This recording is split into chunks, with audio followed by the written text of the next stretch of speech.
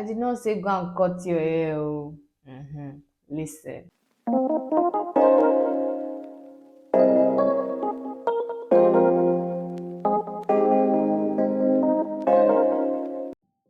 Hi guys, welcome back to my channel. If you're new here, hi, my name is Susan. I'm a YouTuber based in Lagos, Nigeria, and you're welcome to today's video. So guys, in today's video, I'm going to be spilling the tea on all you need to know about your natural hair. So I advise to carry on with this video. Go and get a pen, a notepad, your popcorn, your wine, your juice, whatever you need to stay glued to the end of this video. Knowing your natural hair is very important because this will guide the products you use on your hair, how you treat and take care of your hair. Now, to know your natural hair well enough, you need to know your coil pattern, your hair porosity, your density, and your texture. Today, I'm going to be explaining these 4 things. So let's get right into it. Coil pattern is the definition of your hair coil, so the way your hair is shaped. The coil patterns are divided into 4. There's type 1 straight hair, type 2 wavy hair, type 3 coily hair, type 4 coily hair. So there's difference between coils and coil. Please take note. Type 2 to type 4 are divided into 3. So there's type 2A, type 2B, type 2C. Also type 3A, type 3B, type 3C. And lastly, type 4A, type 4B, and type 4C.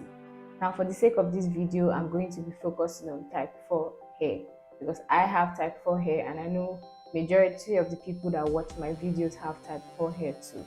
For type 4A, the coils are visible and loose. They are very much spacious. They coil individually and they don't intertwine. And because of this, type 4A hair hardly breaks. Yes, but it does not hold style for long. Type 4A does not hold style for long. The least you can maintain a twist out or a braid out with type 4A is 2 to 3 days. For type 4B, the coils are tighter than type 4A but looser than type 4C. So to differentiate, type 4A and type 4B have coils, while type 4C has coils. I'll explain much better. Type 4B have coils that are tighter than type 4A but looser than type 4C. So type 4B hair can break easily if you don't take care of them. So if you're not taking down your braids nicely, you're not washing your hair well, and you're not doing your moisture routine, or you don't have a moisture routine, I have a detailed takedown video in my channel. I'm going to leave a link in the description box. In that video, I talked about all you need to know about length retention and how to reduce breakage while taking down your braids. So do well to check it out. Also, type 4B hair can hold styles longer than type 4A hair. Styles with type 4B can last up to 1 week or 2 weeks. So your braid out, your twist out, your flexi rod styles, the coils can stay intact for as long as 1 week to 2 weeks. Now for shrinkage, type 4B hair shrinks to 50% of the actual length. So I'm going to leave a video here of what I mean, just so that you can understand better.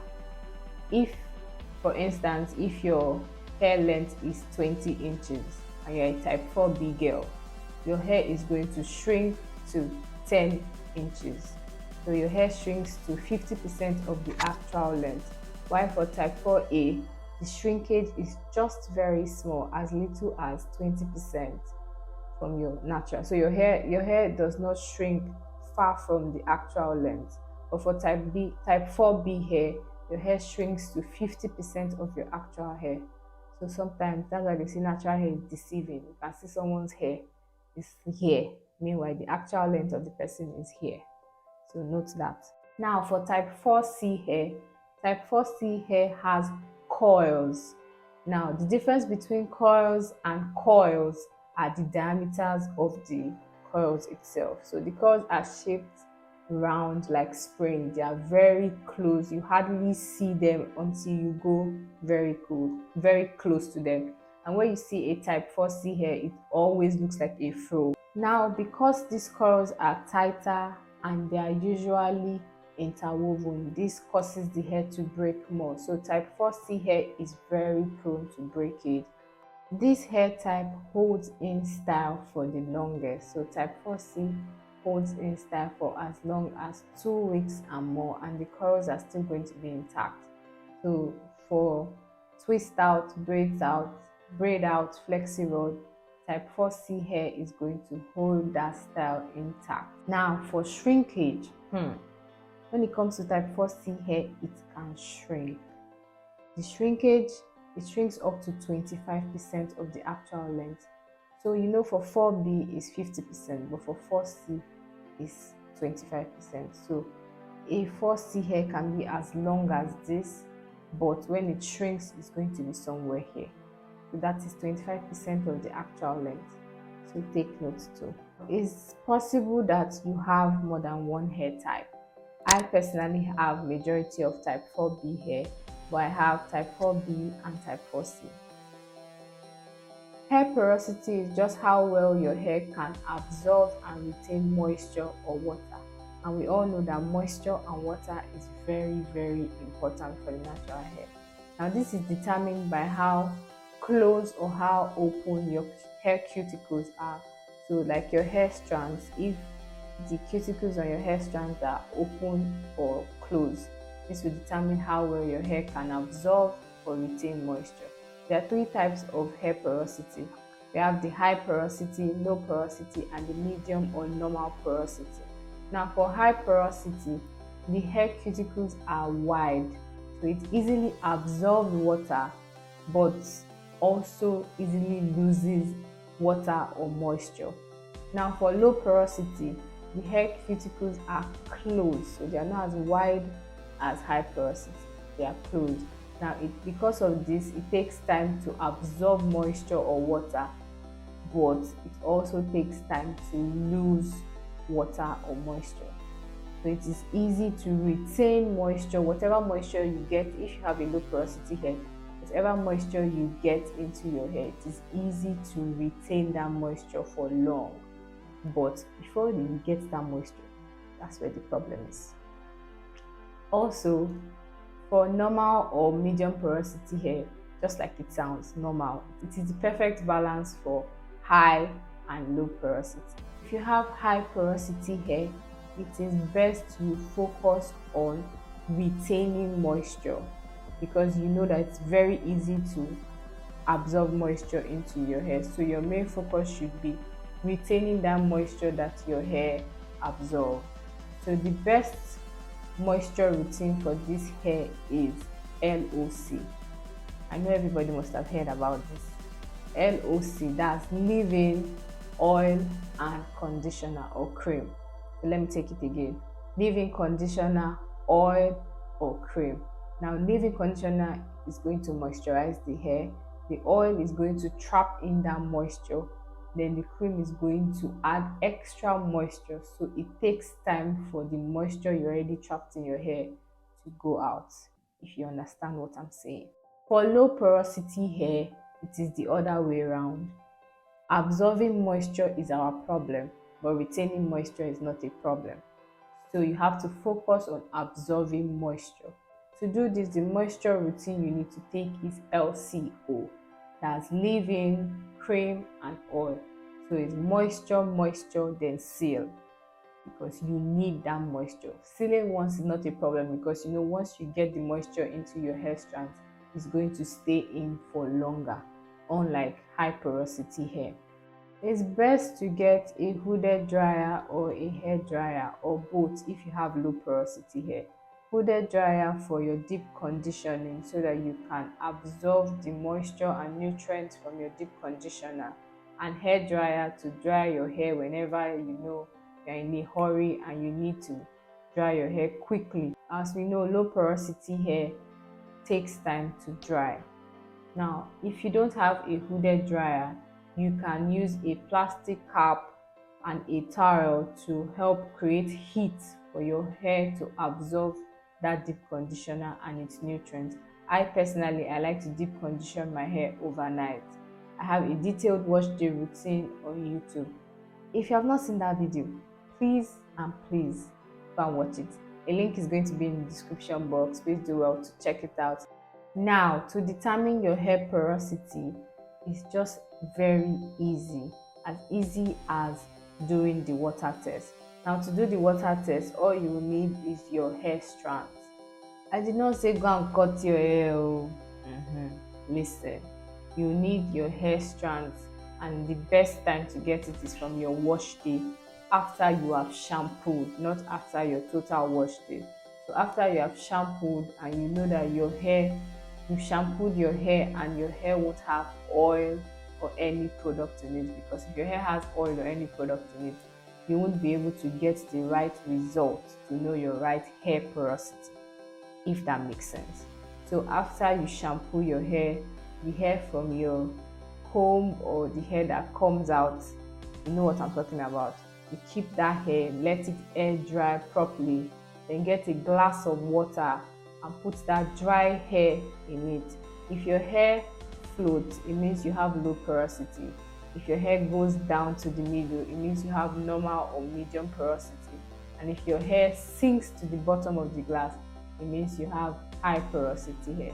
Now, you can either do this water test or you just pour water on your body from your head down. Now, if your body air dries before the water on your hair, you know that you have low porosity, because low porosity hair takes time to dry. And if your hair and your body dries almost the same time or at the same time, it means you have high porosity, or it means you have medium porosity. And if your hair dries quickly before your body, it means you have high porosity. So with these two ways, you can use to identify your hair porosity. Hair density is how closely packed your hair is on your head. So how closely packed your hair strands are on your head. There are three types of hair density. You have the thick, thin, and medium. For thick hair, you can't visibly see the scalp, except you have to go in. But for thin hair, you can see the scalp without even getting closer. So I'm going to insert the picture so that I can explain better and you guys can understand what I'm trying to say. The hair, you can see the hair and you can see a bit of the scalp together. Now for medium hair, is the perfect balance between thick and thin. Now some people have a combination of this density. So some people can have thin density at the front of their hair, so their hair goes thinly in front. You can see their scalp, or their hair starts from here, but you can see their scalp to an extent. Then from somewhere here, their hair grows thick to the back. So those kind of people have a combination of thin and thick density. Texture is just how your hair feels, like how you can feel your hair strands. There are two types of hair texture. We have the fine texture and we have the coarse. Yes, that's the correct pronunciation, right? We have the coarse texture or coarse texture, anyone you want to call it. But there are two types of hair texture. For fine texture, when you feel your natural hair, you can't really tell or determine how many hair strands you have in your hair. Whereas for coarse texture, you can feel or determine how many strands you have in your hand or in between your palm. For density and texture, we have a combination. We have 4 combinations of density and texture. So we have thick, fine hair, thick, coarse hair, thin, fine hair, and thin, coarse hair. So it's possible you can have any of these combinations. Have that in mind. These are the 4 things you need to know about your natural hair that will help you in taking the right decisions when it comes to taking care of your natural hair. It will help you to know the kind of routine you follow. Like even mine, it will help you determine if you have to follow my routine or not, or if you have to follow someone else's routine or not. And to also help you create a routine that is best suited for your own natural hair. Now, with these illustrations and explanations I've given, you should be able to know your natural hair. So I'm going to start by telling you my natural hair type. So I have type 4B and C coil pattern, medium to low porosity hair, and thick coarse hair. So let me know in the comment section what's your hair type based off of these explanations I've given. And if you enjoyed this video, please don't forget to give it a like, subscribe if you have not subscribed. Honestly, if you are on this channel, you are watching my videos and you have not subscribed, what are you waiting for? Please click the subscribe button, that red button you can see that writes subscribe. Click it and turn off the post notification bell so you'll be notified anytime I post a new video. Now, a quick one. I always say I leave links in the description. So if you don't know where the description box is, it's just that arrow underneath the video title. The arrow underneath the title, just click it. You're going to see details of the video, links that are related to this video so that it can help you out, and it can also help you check other videos that are important in my channel. I hope you guys enjoyed this video, and I'll see you in my next one. Bye guys. Mwah.